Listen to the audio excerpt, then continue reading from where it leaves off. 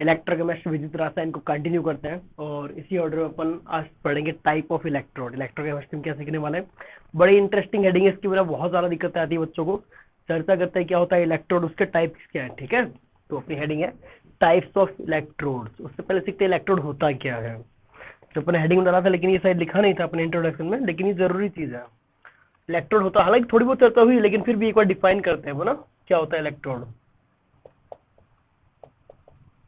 Electrode जिसको मैं मतलब इन जनरली ईडी से लिखता हूँ, एक सिंपल तरीका, स्टैंडर्ड तरीका नहीं है, बस ये मेरे लिखने का तरीका है। इलेक्ट्रोड क्या चीज है, देखो एक सेल के अंदर अपन ने बात किया तीन हिस्से, तीन पार्ट थे। जो डेनियो सेल यहाँ पर मैंने बनाया था पिछले लेक्चर में, यहाँ पर कैथोड सॉरी एनोड था, फिर बीच में सॉल्ट ब्रिज था और इधर कैथोड था। तो इलेक्ट्रोड बेसिकली क्या है, हाफ सेल जो बोले, दो हाफ सेल मिलके एक इलेक्ट्रोकेमिकल सेल बनता है। जो हाफ सेल होता है किसी भी सेल का, that is electrode.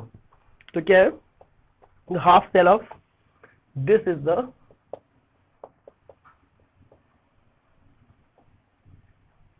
half cell of an electrochemical cell which act as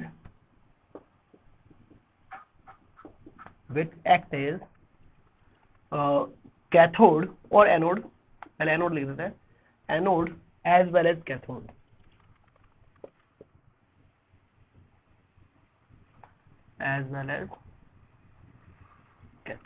जो एनोड और कैथोड दोनों की तरह काम कर सकता है उसको अपन क्या बोलते हैं, इलेक्ट्रोड। और ये हाफ सेल होता है किसी भी सेल का। जैसे कल मैंने जो डेनियल डायग्राम बनाया था उसको एक रफ डायग्राम के फॉर्म में ड्रॉ करता हूं मैं। तो मैंने ये आपके सामने चर्चा की थी कि ये सॉल्ट ब्रिज था जो दोनों को कनेक्ट कर रहा था, ठीक है, और ये जिंक की रोड थी, ये कॉपर की रोड थी, इस तरह से आपस में एक रफ डायग्राम, कल तो बहुत अच्छा डायग्राम बनाया था। तो ये जो हिस्सा है ये हाफ सेल है, एक ये दूसरा हाफ सेल है। तो ये जो एक हाफ सेल है दैट इज इलेक्ट्रोड, ये जो एक हाफ सेल है, this one half cell is electrode, this another half cell is this another electrode, this electrode is a anode and this electrode is a work as act as a cathode. तो ये एक anode की तरह काम करता है, दूसरा cathode की तरह काम करता है। एक्चुअली कोई भी सेल दो इलेक्ट्रोड से मिलकर ही बनता है, कोई भी सेल दो इलेक्ट्रोड का कंबाइंड फॉर्म ही होता है, जिनको ऊपर सर्किट कंप्लीट करने के ऊपर तो एक्सटर्नल सर्किट रहता है और नीचे कनेक्ट करने के लिए उनको सॉल्ट ब्रिज काम में आता है जो कि कंप्लीट करता है सर्किट को। ठीक है, अब अपन चर्चा करते हैं कि इलेक्ट्रोड जो होता है ये किस्सा होता है। तो इसका मतलब इलेक्ट्रोड वो हर चीज बन सकती है जो रेडॉक्स रिएक्शन का हाफ रिएक्शन या ऑक्सीडेशन रिडक्शन का रोल प्ले कर सकता है। दुनिया की हर वो रेडॉक्स रिएक्शन जिसमें ऑक्सीडेशन और reduction, oxidation half reaction, reduction half reaction हो सकती है, उसको इलेक्ट्रोड के फॉर्म में रिप्रेजेंट किया जा सकता है, प्रदर्शित किया जा सकता है, बताया जा सकता है। ठीक है, तो अब बात करते हैं type of electrode. Types of electrode, electrode कितने टाइप के हैं, तो सिंपल सा है। अपने कोर्स में वैसे आईआईटी या नीट के कोर्स में चर्चा करें तो चार तरह के हैं। सबसे पहला है मेटल, मेटल आयन इलेक्ट्रोड। दूसरा है गैस, गैस आयन इलेक्ट्रोड। तीसरा बात करें रेडॉक्स इलेक्ट्रोड। फोर्थ अपन बात करें इनसॉल्युबल सॉल्ट इलेक्ट्रोड।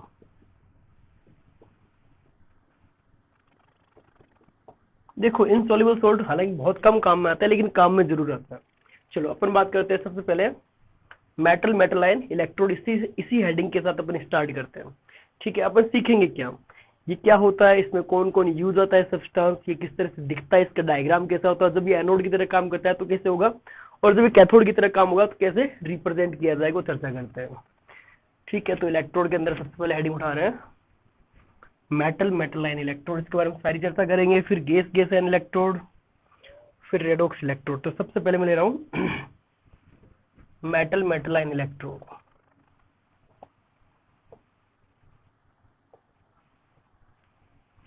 देखो यार यहीं से चीजें स्टार्ट होती है, सेल की फिलिंग, न्यूमेरिकल्स की फिलिंग, तो इसको सीखना जरूरी है। अभी कुछ एक दो क्लास तक थ्योरेटिकल पोर्शन और चलने वाला है, फिर न्यूमेरिकल पोर्शन की तरफ चलेंगे। ठीक है, चलो आ जाओ।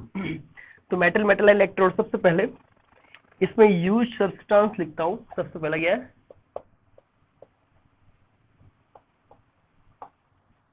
कौन से सब्सटेंस में यूज आते हैं, तो इसमें एक तो मेटल काम में आएगा और दूसरा aqueous solution of metal ion, that metal ion.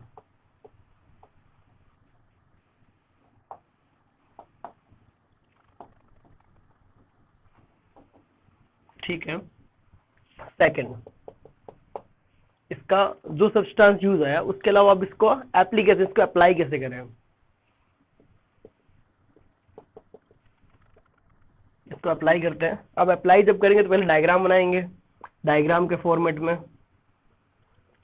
देखो डायग्राम कैसे होता है इसका मेटल आयन का,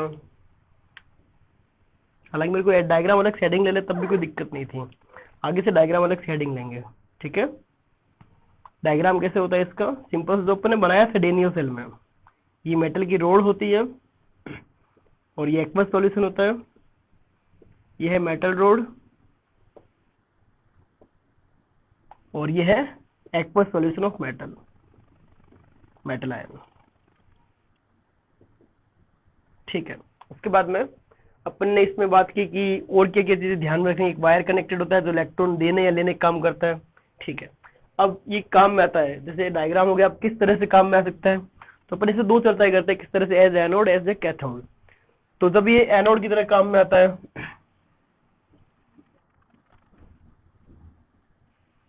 और दूसरी तरफ एज ए कैथोड, जो एनोड कैथोड की तरह काम में आता है, किस तरह ये अप्लाई किया जाता है, यूज में आता है। तो सुनना, जब ये एनोड की तरह काम में आएगा तो यहाँ पर ऑक्सीडेशन होगा, तो ऑक्सीडेशन होगा तो इस मेटल और मेटल प्लस, अब इसकी ऑक्सीडेशन स्टेट में कुछ प्लस एन मान सकता हूँ, कोई जरूरत थोड़ी इसकी +1 हो, +2 प्लस में कुछ इस एक्वस सॉल्यूशन के +10 ऑक्सीडेशन स्टेट मानता हूँ। तो ये एनोड की तरह बिहेव करेगा, तो ये ऑक्सीडाइज होगा, M+N इलेक्ट्रॉन लूज करेगा। ये सॉलिड है, ये एक्वस है और इलेक्ट्रॉन की कोई फिजिकल स्टेट नहीं बताई जाती। उसके बाद बात करते हैं कैथोड पे। कैथोड पे सिमिलरली रिडक्शन होगा M+N का, +N इलेक्ट्रॉन गेन करेगा और M बनाएगा, ये एक्वस होगा और ये सॉलिड होगा। अब ये तो होगी रिएक्शन, ये होगी रिएक्शन। रिएक्शन बाद रिप्रेजेंटेशन, इसको यदि रिप्रेजेंट किया जाए as a cathode as anode, किस तरह से रिप्रेजेंट किया जाएगा, तो रिप्रेजेंटेशन में आप वो चीज लिखो जो रिएक्शन में पार्टिसिपेट कर रही है, या फिर ऐसा बोल दो जो उस सेल में काम में आ रही है। रिप्रेजेंटेशन में क्या चीज काम में आती है, जो कुछ भी सेल में जो चीज सब्सटेंस काम में है उसको आप रिप्रेजेंट करोगे। ठीक है। जो भी केमिकल सब्सटेंस यूज आया आपके सेल में, चाहिए आपको सेल बनाने के लिए। ठीक है। तो रिप्रेजेंटेशन में आपको मेटल चाहिए और दूसरा आपको चाहिए metal aqueous ion, M+N aqueous. दोनों की फिजिकल स्टेट अलग अलग है, तो फेज डिफरेंस पर लाइन लगा दी जाएगी। इस लाइन को बोलते हैं फेज लाइन, जो फेज डिफरेंस को बताती है, फिजिकल स्टेट को बताती है, क्योंकि ये है सॉलिड और ये है एक्वस, दोनों की फिजिकल स्टेट अलग अलग है। ठीक है। अब इस रिप्रेजेंटेशन से अपन रिएक्शन भी देख सकते हैं, इस रिप्रेजेंटेशन से अपन ये पता कर सकते हैं इलेक्ट्रोड मेटल आयन का, और इस रिप्रेजेंटेशन से अपन ये पता कर सकते हैं एनोड का काम कर रहा है। तो ये रिप्रेजेंटेशन बहुत इंपॉर्टेंट है। यदि बात करूं इस कैथोड का रिप्रेजेंटेशन, तो M+N जो है वो पहले है, उसके बाद में इससे M बन रहा है, ये एक्वस था, ये सॉलिड था, फेज डिफरेंस। तो अपन ने देखा कि मेटल आयन इलेक्ट्रोड किस तरह से होता है, उसका सब्सटेंस क्या क्या, मेटल और मेटल का एक्वस सॉल्यूशन। एप्लीकेशन से पहले मेरे को डायग्राम, हालांकि एप्लीकेशन मेरे को यहाँ नहीं लिखनी चाहिए, यहाँ केवल डायग्राम से बात बन जाती है, यहाँ पर केवल डायग्राम से बात बन सकती है। अब डायग्राम कैसा होता है, सेकंड पॉइंट ये देखिए, आगे से ये ट्रेंड फॉलो करेंगे। ठीक है। उसके बाद ये एप्लीकेशन यहाँ पर सही रहेगा, थर्ड पॉइंट एप्लीकेशन। तो ये किस तरह से अप्लाई किया जाता है वो अपन ने देख लिया कि डायग्राम सिंपल सा है, मेटल उसी के अंदर उसका एक्वस सॉल्यूशन के अंदर डिप किया हुआ है। ठीक है। अब next as a anode as a cathode किस तरह से अप्लाई किया जाता है। जब एनोड की तरह अप्लाई किया तो ऑक्सीडेशन हुआ, रिप्रेजेंट किया, जो रिएक्शन में काम में आ रहा है लिख दिया। जब कैथोड की तरह काम में आ रहा है उसको रिएक्शन लिखी, उसको रिप्रेजेंट किया। ठीक है। अब इसका एक पर्टिकुलर एग्जांपल लेते हैं, जैसे एक छोटा सा एग्जांपल Fe+3 का बनाते हैं यही। तो Fe+3 में जब ये एनोड की तरह काम में आए, जब ये एनोड की तरह काम में आता है तो Fe से Fe+3 इलेक्ट्रॉन, और जब ये कैथोड की तरह काम में आए, दोनों की तरह रोल प्ले कर सकता है ये Fe+3 इलेक्ट्रॉन से Fe। यदि बात करें इसका रिप्रेजेंटेशन कैसे होगा, तो Fe से Fe+3 इसका रिप्रेजेंटेशन हो गया, और इसका रिप्रेजेंटेशन कैसे होगा, Fe+3 से Fe इसका रिप्रेजेंटेशन हो गया। तो एनोड की रिएक्शन, कैथोड की रिएक्शन और उनका रिप्रेजेंटेशन, एक छोटा सा एग्जांपल Fe का मेटल मेटल आयन इलेक्ट्रोड। अब बहुत सारे एग्जांपल आप ले सकते हो। तो ये तो कंप्लीट हुआ metal metal ion electrode. Second अपन चर्चा करते हैं गैस गैस आयन इलेक्ट्रोड। वो भी सिंपल सा है, गैस गैस आयन इलेक्ट्रोड। और ये सब चीजें मतलब बोर्ड में ये रिएक्शन लिखनी, बोर्ड में डायग्राम बनाने के लिए काम में आता है, ठीक है। तो कुछ बोर्ड के हिसाब से भी आप देखें चीजों को। देखो अपना प्रयास ये रहेगा कि अपन हर चीज कवर करें, IIT नीट बोर्ड हर चीज को कवर करें। हालांकि उसके बाद आपकी प्रैक्टिस पे डिपेंड करता है आप कितनी प्रैक्टिस करते हो उस चीज को लेके, ठीक है। चलो तो नेक्स्ट स्टेप ना, गैस गैस आयन इलेक्ट्रोड।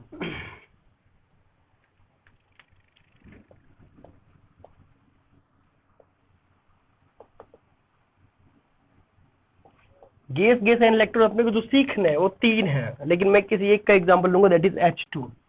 अपने को गैस गैस आयन 3 सीखना है, H2 गैस का सीखना है, सेकंड Cl2 का सीखना है, और थर्ड O2 का सीखना है। लेकिन मैं H2 के एग्जांपल से बात करूंगा क्योंकि आगे अपना H2 ही काम में आने वाला है, ठीक है।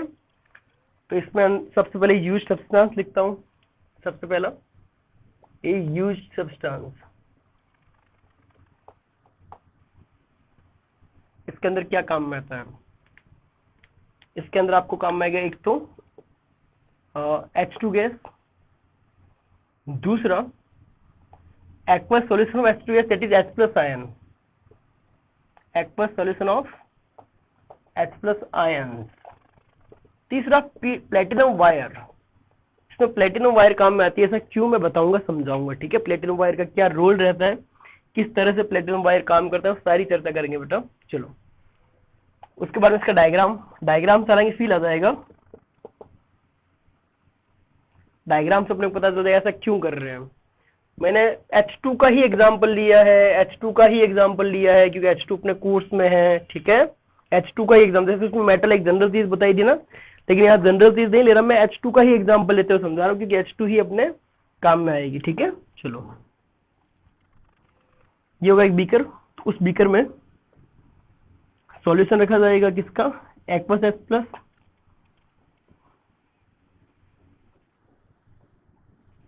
ठीक है। इसी गैस का आयन हो गया, ठीक है।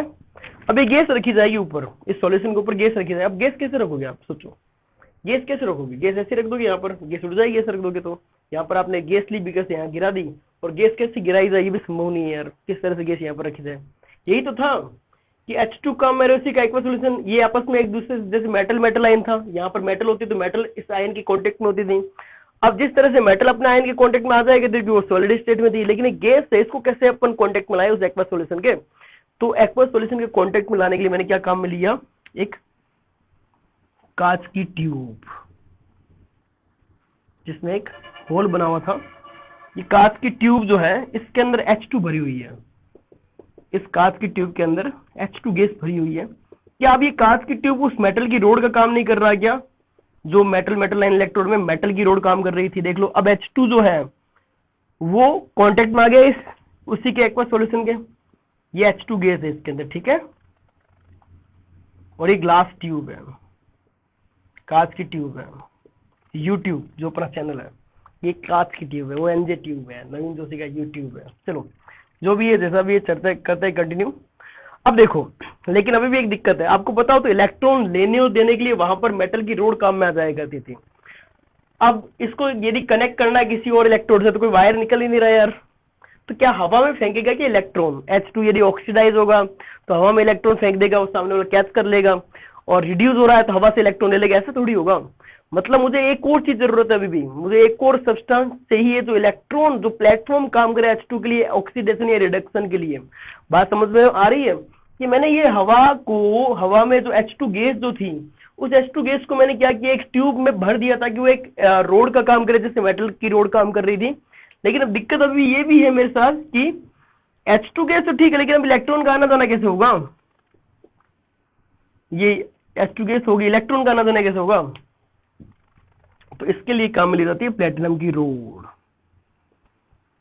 ये है प्लेटिनम की रोड, और यहाँ पर जाली बनी रहती है ताकि जरा जरा सॉल्यूशन में टच में। पीटी वायर, रोड काम में ले लेते हैं, वायर काम में ले लो ना यार, सस्ता पड़ेगा, खर्चा घना नहीं आएगा, ठीक है। अब ये जो है ये इस कॉन्टेक्ट में आएगा। इस प्लेटिनम की खास बात क्या देखते हैं, इनर्ट है, दूसरी हाइड्रोजन को एब्जॉर्ब कर लेती है, अपने सरफेस में मैक्सिमम एब्जॉर्ब कर लेती है, ऐसा मान लो एब्जॉर्ब करेगी, तो ये जो रोड है वो H2 की रोड नहीं बन जाएगी क्या, यही जो वायर है इस पे H2 इतना चिपक जाएगी, H2 की रोड की तरह बिहेव नहीं करेगा क्या, तो ये मेटल आयन जो मेटल है उसकी तरह बिहेव होने लग गया ना सारा का सारा, इलेक्ट्रॉन का आना जाना यहाँ से होता रहेगा इस वायर के थ्रू, ठीक है। इस तरह से इसलिए काम में लिया गया है, ठीक है। इलेक्ट्रॉन यदि जाना है यदि आना है, जैसा अच्छा लगे जिस तरह से काम में लिया जा रहा है, ये हो गया डायग्राम। अब बात करते हैं इसके एप्लीकेशन, इसको अप्लाई कैसे करें। इसको अप्लाई कैसे किया जाता है, तो देखो सिंपल सा तरीका है किस तरह से इसको अप्लाई किया जाता है अपन सेल के अंदर। तो देखो एज ए एनोड काम में लिया जाएगा, मैं ब्लू मार्कर से लिखता हूं, ज़रा अच्छा रहेगा, और एज ए कैथोड अप्लाई किया जा सकता है। सबसे पहले लिखता हूं रिएक्शन, जब एनोड है तो ऑक्सीडेशन होगा, तो H+ का तो ऑक्सीडेशन होने से रहा, H2 का ऑक्सीडेशन जरूर हो सकता है। आजकल सर आप सीरियस लगने लगे हो, मजाक नहीं करते क्लास के बीच में, अरे यार टॉपिक बड़ा इंपॉर्टेंट है, मेरा फेवरेट है, तो इसको जब पढ़ाता हूँ कुछ दिमाग भी नहीं आता यार। 2H++ 2 इलेक्ट्रॉन, और रिडक्शन में इसकी ऑपोजिट रिएक्शन हो जाएगी 2H+ 2 इलेक्ट्रॉन से H2। अब ये इसमें गैस है, ये एक्वस है, ये एक्वस है, और ये गैस है। यदि बात करें रिप्रेजेंटेशन की, तो रिप्रेजेंटेशन में क्या आ गया, H2 आ गया जो कि गैस था, H+ आ गया जो कि एक्वस था, ठीक है। और इसका रिप्रेजेंटेशन ये दो नहीं लगेगा, जो काम में है वो सब्सटेंस लिखो बस, स्टैक्योमेट्री यहाँ कोई रोल प्ले नहीं करेगी। और H2 जो कि गैस था, फेज लाइन आ गई दोनों की। लेकिन प्लेटिनम का वायर भी काम में है, तो आप प्लेटिनम का वायर चाहे आगे लिख दो चाहे पीछे लिख दो, क्योंकि रिएक्शन उसका कोई रोल नहीं था, लेकिन यूज्ड सब्सटेंस है तो इसको रिप्रेजेंट करना पड़ेगा। मैं इसमें आगे करता हूँ, पीछे कर देता हूँ, ठीक है। तो ये हो गया अपना कैथोड एनोड पे किस तरह से रिएक्शन होती होगी, और किस तरह से ये रिप्रेजेंट किया जाएगा, और किस तरह से इसका डायग्राम बनता है। ये सारा हाइड्रोजन इलेक्ट्रोड आपको समझ में आया होगा, और इसमें एग्जांपल तो हाइड्रोजन के जो मैंने पूरा ही समझा दिया, और कोई जैसा एग्जांपल तो Cl2 आप ट्राई कर सकते हो, ठीक है। तो Cl2 में सब कुछ सेम ही रहेगा, बस रिएक्शन चेंज है। चलो नेक्स्ट अपन करते हैं रेडॉक्स इलेक्ट्रोड। तो रेडॉक्स इलेक्ट्रोड जो होता है वो स्पेशल टाइप का, इसका डायग्राम थोड़ा अलग है। देखो आप देखो डायग्राम सब क्या अलग बन रहे हैं। दुनिया का हर वो सब्सटेंस जो रेडॉक्स रिएक्शन में पार्टिसिपेट कर सकता है उसको आप इलेक्ट्रोड के फॉर्म में काम में ले सकते हो, ये चीज ध्यान रखना, ठीक है। चलो अब देखते हैं थर्ड नंबर पे redox electrode. Redox electrode simple सा है, डायग्राम थोड़ा सीखना पड़ेगा। सबसे पहले यूज्ड सब्सटेंस,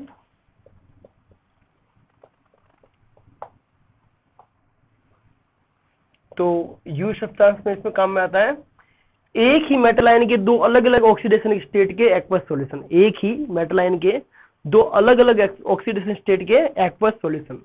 चलो तो देखो किस तरह से, जैसे मैंने बोल दिया इसके अंदर काम में आएगा Fe+2 एक्वस, एंड इसी का Fe+3 एक्वस, क्योंकि Fe जो है वो दोनों ऑक्सीडेशन स्टेट रखता है, मेटल काम में नहीं आएगा।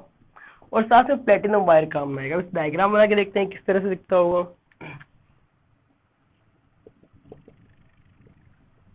डायग्राम बड़ा अच्छा है, लेकिन ये काम में बहुत कम आता है, बहुत कम काम में आता है, लेकिन अपन तो रिस्क पे क्यों चले, जितना भी काम में। अब मैंने पर्टिकुलर Fe+2 एग्जाम्पल लिया, ठीक है, ताकि आप एकदम बढ़िया से फील ले पाए चीज को, ठीक है। इस बीकर को दो अलग अलग पार्ट्स में सेपरेट किया जाता है, जिसमें काम में लेते हैं semi permeable membrane, that is SPM।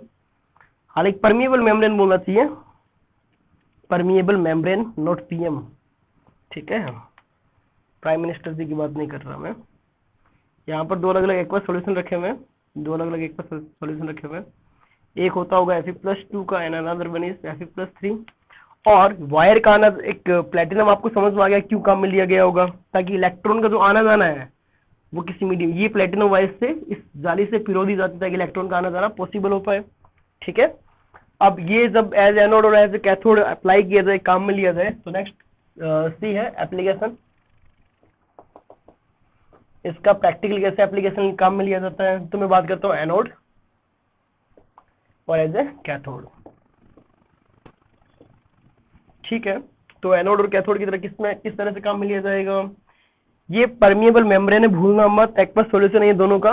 अब देखो एनोड पे क्या होगा, ऑक्सीडेशन, Fe+3 ऑक्सीडाइज नहीं होता, इन दोनों में ऑक्सीडाइज इलेक्ट्रॉन लूज करने की चांस ताकि Fe+3 में कन्वर्ट हो जाए, ठीक है। Fe+3 होता है, Fe+5 या Fe+6 ऑक्सीडेशन स्टेट स्टेबल नहीं होती आगे इसकी, तो Fe+2 जो है इलेक्ट्रॉन लूज करके Fe+2 में जाएगा, सॉरी Fe+3 में जाएगा, और वैसे के वैसे इसके ऑपोजिट रिएक्शन Fe+3 एक इलेक्ट्रॉन लेके Fe+2 में चला जाएगा, ठीक है। अब अपन इसको रिप्रेजेंट करते हैं, तो Fe+2। अब एक चीज सोचो, मैंने इसमें फेज लाइन काम में ली, लेकिन नहीं लेनी चाहिए, दोनों एक बस है, तो इस जगह क्या लगा दो, कोमा लगा दो। लेकिन प्लेटिनम का वायर तो काम में है ना, वो सॉलिड है ना, उसको तो अलग से रिप्रेजेंट करना पड़ेगा ना यार। नेक्स्ट है Fe+3, उसके बाद Fe+2, फिर प्लेटिनम वायर, ठीक है। इस बार मैंने दोनों एक साइड में रख दिए प्लेटिनम वायर, जो अच्छा लगे जैसे कर लो। लेकिन इनके सीक्वेंस जो है, हालांकि मैं ये दोनों इसलिए लिख रहा हूँ कि काफी जगहों पर फेज लाइन मिलती है आपको, काफी जगहों पर फेज लाइन दे रखी होती है, तो इस फेज लाइन आप कंफ्यूज मत होना क्यों दे दी, यहाँ पर तो नहीं देनी चाहिए, फिर आप अपनी होशियारी मत दिखाना।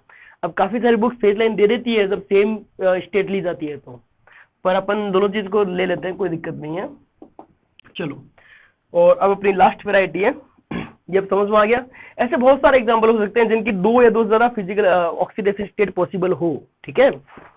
लास्ट है जो बी और बहुत ज्यादा कम काम में आता है, that is insoluble salt electrode. Insoluble salt electrode जो काफी कम काम में आता है, लेकिन काम में जरूर आता है, IIT क्वेश्चन में काम में आता है। Third one is insoluble electrode. मैं थोड़ा फास्ट नहीं करवा रहा, मैं आपके कम टाइम में नॉलेज जानने की कोशिश कर रहा हूँ, ठीक है, ताकि आप जैसे मेरा वीडियो देख रहे बीच में कोई और वीडियो देखने चले जाए, उससे पहले आप अच्छा खासा नॉलेज ले ले मेरे से, है ना। चलो, तो फोर्थ इज इनसॉल्युबल सॉल्ट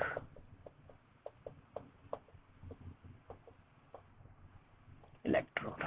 इसमें क्या होता है, सुनना ध्यान से। एक इनसॉल्युबल सॉल्ट लिया जाता है, ठीक है, एक सॉल्युबल सॉल्ट भी लिया जाता है, वो भी पता होना चाहिए, और उसी की मेटल काम में ली जाती है।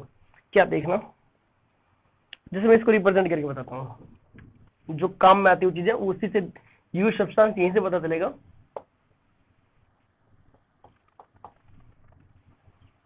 ठीक है, एक मेटल काम में आएगी, उस मेटल का इनसॉल्युबल सॉल्ट, और उसी इनसॉल्युबल सॉल्ट का जो एनायन है उसका सॉल्युबल सॉल्ट। क्या क्या काम में आया, एक मेटल, उस मेटल का इनसॉल्युबल सॉल्ट, और उस मेटल का, सॉरी, उस मेटल के साथ जो नॉन मेटल था उसका सॉल्युबल सॉल्ट।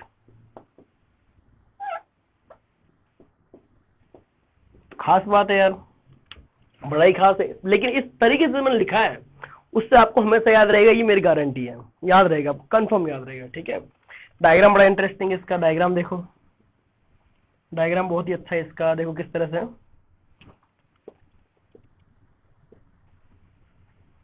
डायग्राम किस तरह से देखना, सिंपल सा बीकर होता है, लेकिन उस बीकर में ये तो है रोड जो मेटल की काम में आ रही है आपके, क्योंकि मेटल की रोड जो आगे वायर से कनेक्टेड है, जो भी मेटल रोड है ये। इस मेटल रोड के चारों ओर एक मेम्ब्रेन बनी रहती है, एक पोर्टली बनी रहती है। तो एक पोर्टली टाइप में बनाता हूं मैं, थोड़ा सा ऐसे सलवट है ताकि पोर्टली लगे अपने को। एक बैग है ये, इस बैग में क्या भरा हुआ है, इनसॉल्युबल सॉल्ट। इसमें क्या भरा रहता है, इनसॉल्युबल सॉल्ट।